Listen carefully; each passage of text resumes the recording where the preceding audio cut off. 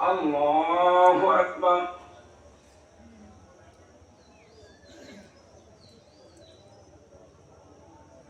الله أكبر. الله أكبر. الله أكبر.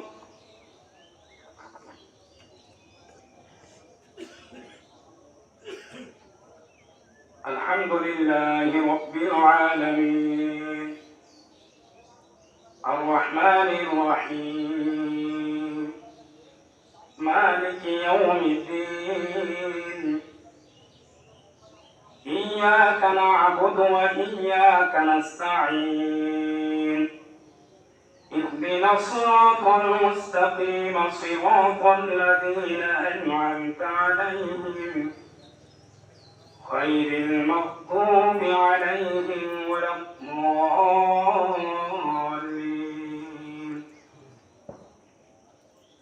ووصينا الإنسان بوالديه إحسانا حملته أمه كرها ووضعته كرها وحمله وفصاله 30 شهرا حتى إذا بلغ أشده وبلغ 40 سنة قال رب أوزعني أن أشكر نعمتك التي أنعمت علي وعلى والدي وأن أعمل صالحا ترضاه وأصلح لي في ذريتي إني تبت إليك وإني من المسلمين. الله أكبر.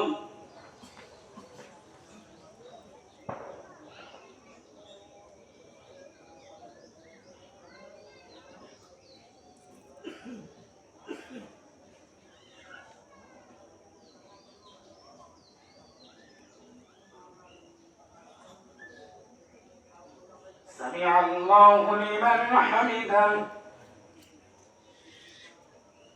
الله أكبر.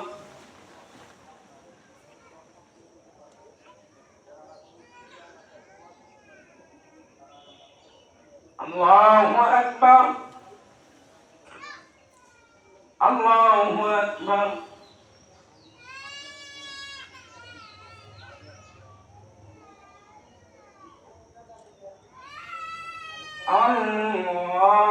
الله أكبر.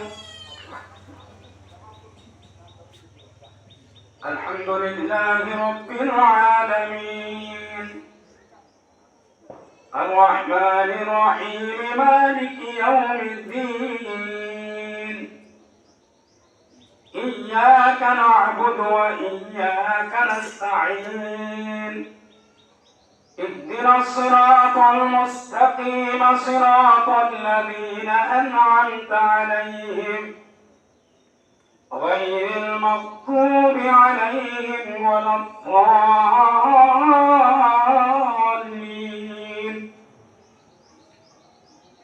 ألهاكم التكاثر حتى زرتم المقابر كلا سوف تعلمون ثم كلا سوف تعلمون كلا لو تعلمون علم اليقين لترون الجحيم ثم لترونها عين اليقين ثم لتسألن يومئذ عن النعيم. الله أكبر. الله أكبر. الله أكبر. الله أكبر.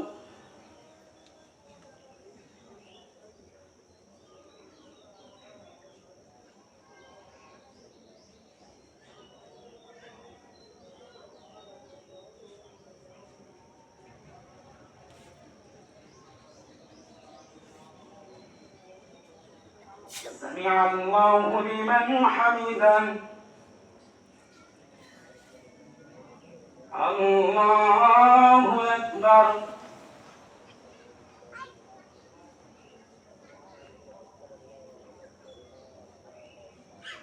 الله أكبر الله أكبر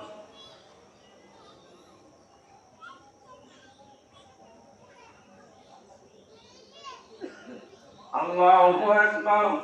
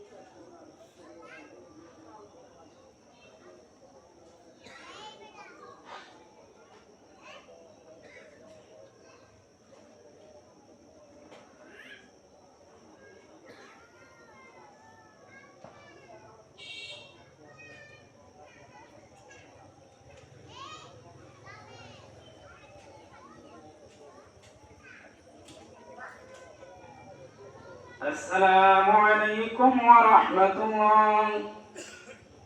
السلام عليكم ورحمة الله.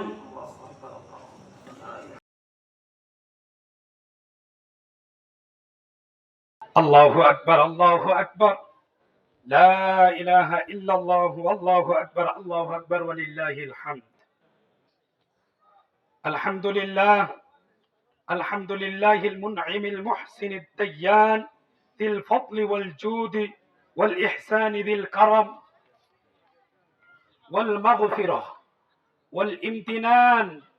الله أكبر الله أكبر لا إله إلا الله والله أكبر الله أكبر ولله الحمد. ونشهد أن لا إله إلا الله وحده لا شريك له، ونشهد أن سيدنا ومولانا محمدا عبده ورسوله الذي أرسل حين شاع الكفر في البلدان صلى الله عليه وعلى آله وأصحابه ما لمع القمران وتعاقب الملوان. أما بعد، فاعلموا أن يومكم هذا يوم عيد لله عليكم فيه عوائد الإحسان ورجاء نيل الدرجات والعفو والغفران. وقد قال رسول الله صلى الله عليه وسلم: إن لكل قوم عيدا وهذا عيدنا. الله أكبر الله أكبر لا إله إلا الله الله أكبر الله أكبر ولله الحمد.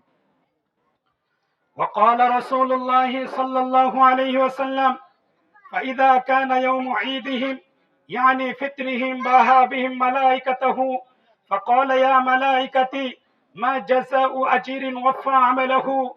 قالوا: ربنا جزاؤه أن يوفى أجره.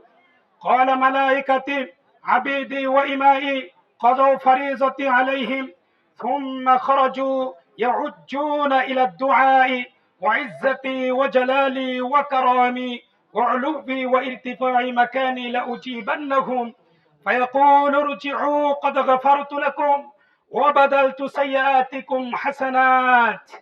قال: فيرجعون مغفورا لهم.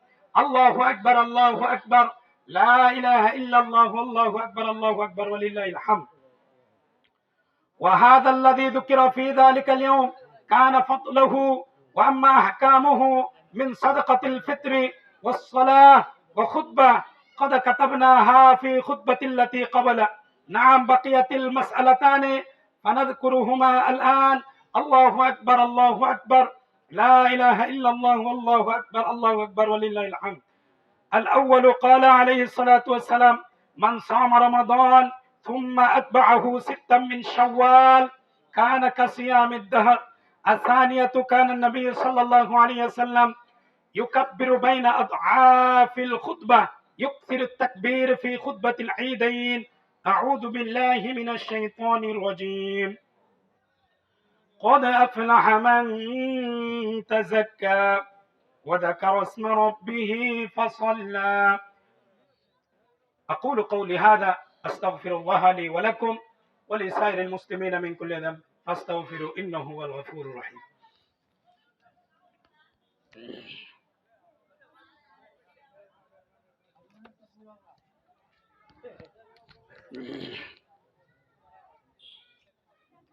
الحمد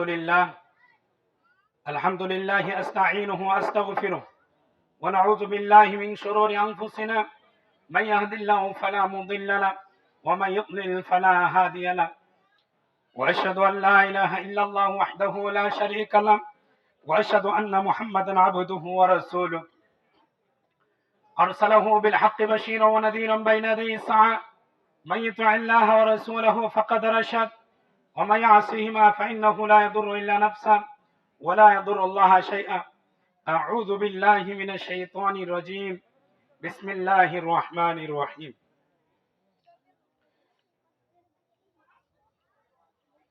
يا أيها الذين آمنوا صلوا عليه وسلموا تسليما. إن الله وملائكته يصلون على النبي. يا أيها الذين آمنوا صلوا عليه وسلموا تسليما. اللهم صل على محمد عبدك ورسولك وصل على المؤمنين والمؤمنات والمسلمين والمسلمات وبارك على محمد وأزواجه وذريته. قال النبي صلى الله عليه وسلم: أرحم أمتي بأمتي أبو بكر، وأشدهم في أمر الله عمر، وأصدقهم حياء عثمان، وأقضاهم علي رضي الله تعالى عنهم أجمعين، وفاطمة سيدة نساء أهل الجنة رضي الله تعالى عنها، والحسن والحسين رضي الله تعالى عنهما سيدا شباب أهل الجنة، وحمزة أسد الله وأسد رسوله رضي الله تعالى عنه. اللهم اغفر للعباس رضي الله تعالى عنه وولده مغفرة ظاهرة وباطنة لا تغادر ذنبا. الله في أصحابي لا تتخذهم غرضا من بعدي، فمن أحبهم فبحب أحبهم ومن أبغضهم فببغض أبغضهم. وخير أمتي قرني ثم الذين يلونهم ثم الذين يلونهم. وسلطان ذل الله في الأرض، من أهان سلطان الله في الأرض أهانه الله. إن الله يأمر بالعدل والإحسان وإيتاء ذي القربى وينهى عن الفحشاء والمنكر والبغي يعظكم لعلكم تذكرون. فاذكروني أذكركم واشكروني ولا تكفرون. أستغفر الله ربي من كل ذنب وأتوب إليه. لا حول ولا قوة إلا بالله العلي العظيم. أستغفر الله ربي من كل ذنب وأتوب إليه. لا حول ولا قوة إلا بالله العلي العظيم. আমাদের এলাকার অনেকেই মৃত্যুবরণ করছেন। সবার জন্য দোয়া করবেন, আল্লাহ পাক যেন সবার কবরকে জান্নাতুল উচ্চ মাকাম দান করেন। আর যারা অসুস্থ আছে তাদের জন্য দোয়া করবেন, আল্লাহ পাক যেন তাদেরকে নেক হায়াত দান করেন। দান খায়রা যারা করছেন তাদের জন্য দোয়া করুন। আলহামদুলিল্লাহি রাব্বিল আলামিন والصلاة والسلام على رسوله الكريم. ربنا ظلمنا أنفسنا وإن لم تغفر لنا وترحمنا لنكونن من الخاسرين. ربنا تقبل منا إنك أنت السميع العليم وتب علينا يا مولانا إنك أنت التواب الرحيم. يا حي يا قيوم يا حي يا قيوم يا مقلب القلوب ثبت قلبي على دينك. يا مصرف القلوب صرف قلوبنا على طاعتك. اللهم إنك عفو تحب العفو فاعف عنا. اللهم أعني على ذكرك وشكرك وحسن عبادتك. اللهم إنا نسألك الجنة ونعوذ بك من النار.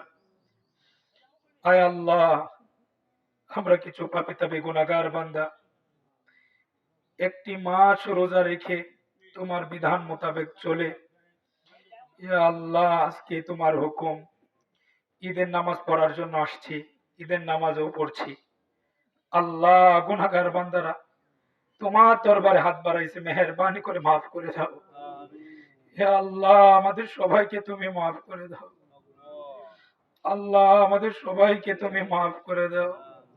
আমাদের গুনাহকে নেকি দ্বারা বদলায়া দাও।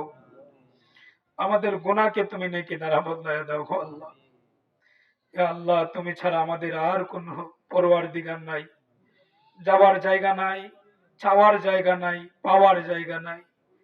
আমাদের সকলের চাওয়া পাওয়া আশ্রয়স্থল একমাত্র তুমি আল্লাহ। মেহেরবানি করে তুমি আমাদেরকে মাফ করে দাও। আমাদের নামাজ, আমাদের কুরবানি, আমাদের সকল কাজ কর্ম সবকিছু তোমার জন্য আল্লাহ। মেহেরবানি করে তুমি কবুল করো আল্লাহ। আমাদের নামাজকে কবুল করো আল্লাহ, আমাদের ইবাদত বন্দেগীকে কবুল করো, আমাদের রোজাকে কবুল করো। ইয়া আল্লাহ, আমাদের তারাবির নামাজকে কবুল করো। আমাদের সবাইকে মাফ করো। আমাদের পিতা মাতা আত্মীয় স্বজন যারা কবরবাসী আছে সবাইকে জান্নাতের উচ্চ মাকাম দান করো। ইয়া আল্লাহ, এই পিতা মাতা ইয়া আল্লাহ আজকে থাকলে ঈদের মাঠে আসতো, ইয়া আল্লাহ আজকে তারা দুনিয়ার মধ্যে নাই। ইয়া আল্লাহ, দয়া করে মেহেরবানি করে এই সুন্দর একটি সমাজে রেখে গেছেন, আমাদেরকে রেখে গেছেন। ইয়া আল্লাহ, মেহেরবানি করে ওনাদেরকে আপনি মাফ করে দেন। ওনাদের কবরকে জান্নাতের উচ্চ মাকাম দান করেন। এলাকাবাসী যারা মৃত্যুবরণ করছেন সবাইকে মাফ করে দেন। ইয়া আল্লাহ, সবাইকে মাফ করে দেন। এই এলাকায় ইয়া আল্লাহ যারা অসুস্থ আছে সবাইকে সুস্থতা দান করেন, সবাইকে শেফায়ে কামিলা আজেলা দান করেন। ইয়া আল্লাহ, আমরা যারা হাত বাড়াইছি অনেকের মনে অনেক বাসনা আছে, মাকসাদ আছে, সবার মনের নেক মাকাসাদ গুলো পূরণ কর আল্লাহ। সবার মনের নেক মাকাসাদ গুলো পূরণ করো আল্লাহ। আমরা সবাই মসজিদে দান খয়রাত করছি, অনেকে আল্লাহ এলাকার সমাজ সেবামূলক কাজ করি, দান খয়রাত করি। ইয়া আল্লাহ, মসজিদ মাদ্রাসায় দান খয়রাত করি। ইয়া আল্লাহ, 1 টাকা, 10 টাকা, 100 টাকা, 500 টাকা, ইয়া আল্লাহ সবাই দান খয়রাত করছে এই মসজিদে। আল্লাহ, এই দানকে তুমি কবুল করো। ইয়া আল্লাহ, এই দানের ওসিলায় সবাইকে মাফ করে দাও। ইয়া আল্লাহ, অনেকেই দান খয়রাত করছে তার পিতা মাতার ইসালে সওয়াবের জন্য। ইয়া আল্লাহ, মেহেরবানি করে তাদের পিতা মাতাদেরকেও মাফ করে দাও। ইয়া আল্লাহ, আমাদের সবাইকে বেশি বেশি দান খয়রাত করার তৌফিক দান করো। আমাদের এই টাকা পয়সা ধন দৌলত সবকিছু তোমার রাস্তায় খরচ করার তৌফিক দান করো। ইয়া আল্লাহ, কি হবে এত অট্টালিকা, এত টাকা পয়সা ব্যাংক ব্যালেন্স দিয়ে যদি তোমার রাস্তায় খরচ না করতে পারি? ইয়া আল্লাহ, কি হবে এই জীবন দিয়ে যদি এই জীবন দিয়ে তোমার ইবাদত বন্দেগী না করতে পারি?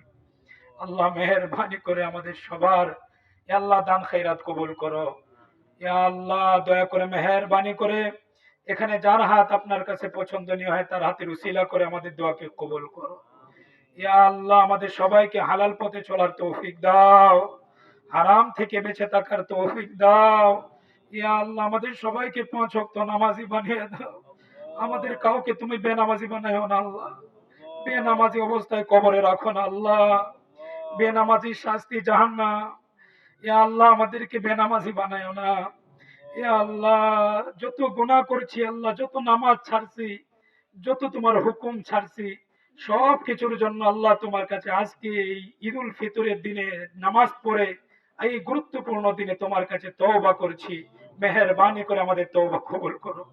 আমরা কখনো আর গুনাহ করব না, কখনো আর নামাজ ছাড়বো না, তোমার হুকুম ছাড়বো না, হারাম পথে চলবো না, চোখে জিনা করব না, সুদ ঘুষ অবিচার বেবিচার করব না, নাচ গান ইয়া আল্লাহ এগুলোর মধ্যে যাব না আল্লাহ। আমাদের সবাইকে আল্লাহ কবুল করো দিনের জন্য। ইয়া আল্লাহ, এই এলাকাবাসীকে আপনি মাফ করে দেন। যারা মুরব্বী হয়ে গেছেন তাদেরকে নেক হায়াত দান করেন, অসুস্থ যারা আছেন তাদেরকে সুস্থতা দান করেন। সামনেও রমজান যেন আমরা পাই সেই পরিমাণ হায়াত আমাদের সবাইকে দিয়ে দেন আপনি। ইয়া আল্লাহ, দয়া করে মেহেরবানি করে আসমানি জমিনে যত মুসিবত আছে সমস্ত মুসিবত হইতে আপনি আমাদের সবাইকে হেফাজত করেন। ইয়া আল্লাহ, সারা বিশ্বের মুসলমানদেরকে আপনি হেফাজত করেন। ইয়া আল্লাহ, বিশেষ করে ফিলিস্তিনের মুসলমানদেরকে আপনি সাহায্য করেন। তারা কত কষ্ট করছে। ইয়া আল্লাহ, এই ইহুদি বর্বর এই জাতি ইয়া আল্লাহ তাদেরকে খাবার দিতেছে না, পানি দিতেছে না, শিশু নারী বৃদ্ধ সবাইকে আল্লাহ নির্মম ভাবে হত্যা করছে আল্লাহ। ইয়া আল্লাহ তারা ঘাস খেয়ে থাকতেছে আল্লাহ। ইয়া আল্লাহ তারা কত কষ্ট করতেছে আল্লাহ, মেহেরবানি করে তাদের জন্য তুমি সহায়ক হয়ে যাও আল্লাহ।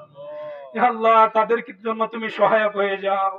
ইয়া আল্লাহ তাদেরকে তুমি সাহায্য দান করো। ইয়া আল্লাহ যারা এই বর্বর জাতির বিরুদ্ধে যুদ্ধ করেছে তাদেরকে বিজয়ী দান করো। ইয়া আল্লাহ হামাস মুজাহিদ ভাইদেরকে আপনি বিজয়ী দান করেন। ইয়া আল্লাহ ফিলিস্তিনদেরকে আপনি বিজয়ী দান করেন। আর এই বর্বর ইহুদি জাতিকে আপনি ধ্বংস করে দেন। ইয়া আল্লাহ দয়া করে মেহেরবানি করে ইয়া আল্লাহ মৃত্যুর সময় আমাদের সবার মুখে কালিমায়ে তৈয়বা জারি করে দিয়েন। ইয়া আল্লাহ কবরের মধ্যে আমাদের সওয়াল জবাব আসান করে দিয়েন। ফুল সিরাতের পার বিদ্যুৎ গতিতে পার করে দিয়েন। ইয়া আল্লাহ হাসরের মাঠ আমাদের জন্য সহজ করে দিয়েন। ইয়া আল্লাহ দয়া করে মেহেরবানি করে কিয়ামতের দিন রাসূল সাল্লাল্লাহু আলাইহি সাল্লামের শাফাআত আমাদের নসিব করিয়েন। ইয়া আল্লাহ আমাদের সবাইকে হজ করার তৌফিক দান করেন। ইয়া আল্লাহ আমাদের সবাইকে দ্বীনের জন্য কবুল ও মঞ্জুর করে নেন। ربنا تقبل منا إنك أنت السميع العليم وتب علينا يا مولانا إنك أنت التواب الرحيم سبحان ربك رب العزة عما يصفون وسلام على المرسلين والحمد لله رب العالمين